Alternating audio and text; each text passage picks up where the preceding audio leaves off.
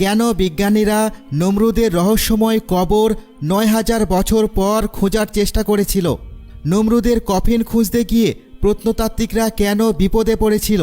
আজকের ভিডিওতে আমরা নমরুদের রহস্যময় কবর এবং তার শাসনামল সম্বন্ধে আলোচনা করব। তাই ভিডিওটি সম্পূর্ণ দেখে আপনার মতামত আমাদের কমেন্ট বক্সে উল্লেখ করুন। আসসালামু আলাইকুম প্রিয় বন্ধুরা। পৃথিবীতে অনেক রাজা ও শাসক এসেছেন। তাদের মধ্যে কেউ ধ্বংস ও ক্ষতিসাধন করেছে, আবার কেউ সংস্কার ও উন্নতি করেছে। তবে পৃথিবী কখনোই এমন কোনো রাজাকে দেখেনি যে ছিল একজন গর্বিত এবং অত্যাচারী শাসক। সে ছিল নমরুদ বিন কেনান, যে ছিল পৃথিবীর 7টি অঞ্চলের শাসক এবং পৃথিবীর প্রথম ব্যক্তি যে আল্লাহর বিরোধিতা করেছিল এবং শয়তানের কাছে সেজদা করেছিল। সেই প্রথম ব্যক্তি ছিল যে পূর্ব এবং পশ্চিম পর্যন্ত 400 বছর এককভাবে শাসন করেছিল এবং এই সময়কালে সে এক বিরাট ধনসম্পদ সংগ্রহ করেছিল যা ইতিহাসে কখনোই দেখা যায়নি। সে নির্দেশ দিয়েছিল যে তার মৃত্যুর পর এই বিপুল সম্পদ তার কবরের পাশে মাটির নিচে পুঁতে রাখতে হবে।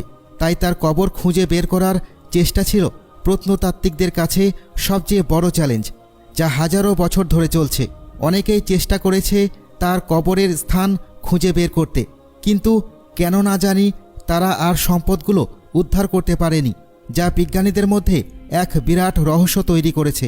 আজকের পর্বে আমরা এই রহস্যের সমাধান জানার চেষ্টা করব। এখন আসুন আমরা জানি সত্যকারের গল্পটি কী ছিল, যাতে আমরা জানতে পারি নমরুদের কবর আবিষ্কার এবং তার ধনসম্পত্তি উদ্ধারের আসল সত্য কী ছিল। আমাদের প্রথমে জানতে হবে কে ছিল এই নমরুদ বিন কিনান এবং কিভাবে সে পৃথিবী জুড়ে শাসন করত। নমরুদ ছিল নমরুদ বিন কিনান বিন কুশ বিন শাম বিন নূহ আলাইহিসসালাম, পৃথিবীর 4 মহান শাসকের মধ্যে একজন। মুজাহিদ কর্তৃক বর্ণিত এক বর্ণনায় বলা হয়েছে, পৃথিবী জুড়ে শাসন করত এমন 4 জনের মধ্যে ছিল নমরুদ বিন কিনান। নমরুদ ব্যাবিলনে জন্মগ্রহণ করেছিল এবং সে নবী ইব্রাহিম আলাইহিসসালামের যুগে ছিল। নমরুদ ছিল পৃথিবীর প্রাচীনতম এক মহান শাসক, যাকে আল্লাহ তাআলা সব কিছুই দিয়েছিলেন। তার শাসনামল ছিল সমৃদ্ধি এবং স্বচ্ছতার, এবং সে ছিল এক মহান শাসক এবং শক্তিশালী সেনাপতি, যার বিরুদ্ধে তার সময়ের সব সেনা ভয় পেত। নমরুদ কখনো মেনে নিত না যে পৃথিবীতে তার মতো আর একজন শাসক থাকতে পারে।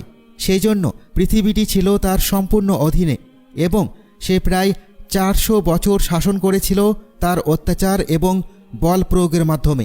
ব্যাবিলনের জনগণ ছিল মূর্তিপূজক এবং তারা সূর্য, গ্রহ, উপগ্রহ এবং তারকাদের উপাসনা করত। নমরুদ তাদের জন্য একটি মূর্তি তৈরি করেছিল, যেটি ছিল তার নিজের রূপে, এবং তারপর তাদের নির্দেশ দিয়েছিল যেন তারা তাকে আল্লাহর পরিবর্তে উপাসনা করে। নাউজুবিল্লাহ। তার অনুসারীরা সেই নির্দেশ মেনে নমরুদকে উপাসনা করতে থাকে।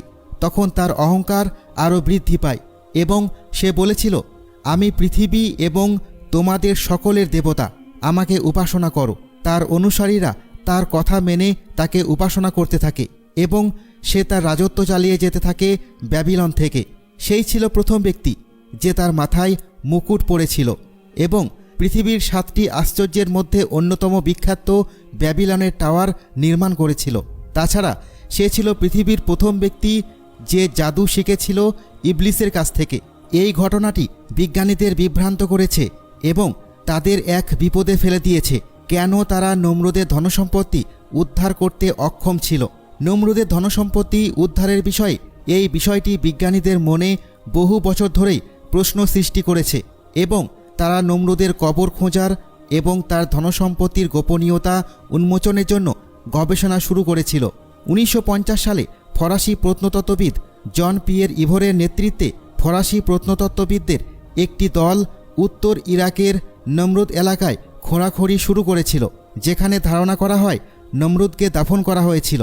তারা সত্যিই অনেক পুরাতন বস্তু এবং সোনালি টুকরো খুঁজে পায়, যা নমরুদের বিশাল ধনসম্পত্তির প্রমাণ ছিল। তবে তারা নমরুদের কবর খুঁজে পায়নি।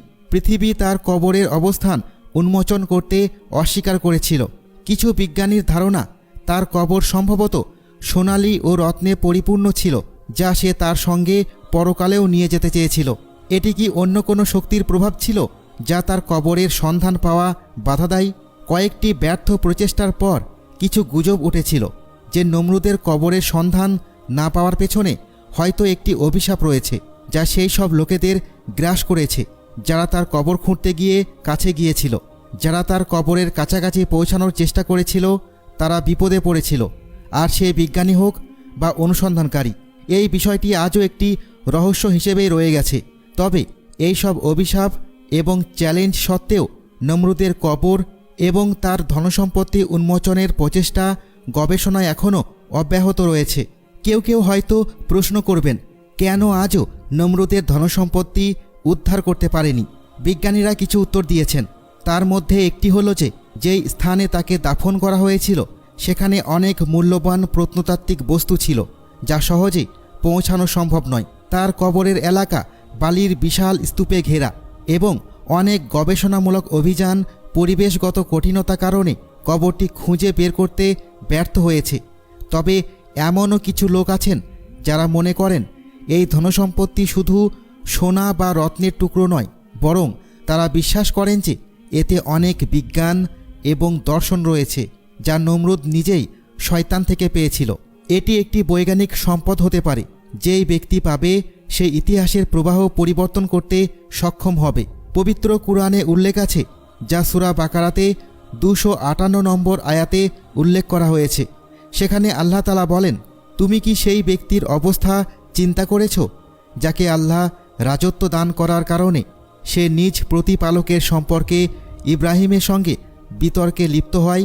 যখন ইব্রাহিম বলল, আমার প্রতিপালক তিনিই যিনি জীবনও দান করেন এবং মৃত্যুও, তখন সে বলতে লাগল, আমিও জীবন দিই এবং মৃত্যু ঘটাই। ইব্রাহিম বলল, আচ্ছা, তা আল্লাহ তো সূর্যকে পূর্ব থেকে উদিত করেন, তুমি তা পশ্চিম থেকে উদিত করো তো। এ কথায় সে কাফির নিরুত্তর হয়ে গেল, আর আল্লাহ জালিমদের হিদায়েত করেন না। এই আয়াতে নমরুদ সেই ব্যক্তি যিনি নবী ইব্রাহিম আলাইহিসসালামের সাথে তর্ক করেছিল এবং নিজের ক্ষমতাকে ঈশ্বরত্বের মতো দাবি করেছিল। কিছু কাহিনী অনুযায়ী নমরুদ ছিল প্রথম ব্যক্তি যে আল্লাহর বিরুদ্ধে যুদ্ধ ঘোষণা করেছিল এবং এর পরিণতিতে তাকে আল্লাহর শাস্তি ভোগ করতে হয়েছিল। নমরুদের মৃত্যুর রহস্য। যদিও নমরুদ ছিল এক শক্তিশালী রাজা, তার মৃত্যু ছিল এক শোকজনক পরিণতি। কিছু কাহিনী অনুযায়ী নমরুদ মৃত্যুর সম্মুখীন হয় এক অদ্ভুত উপায়ে। বলা হয় যে সে প্রচুর মাছি এবং মশার দ্বারা অত্যাচারিত হচ্ছিল। কিছু রেওয়ায়েত অনুযায়ী এই মহামারী ছিল একটি ঐশ্বরিক শাস্তি যা আল্লাহ তাআলা পাঠিয়েছিলেন নমরুদের অত্যাচার এবং কুফরের জন্য শাস্তি দিতে।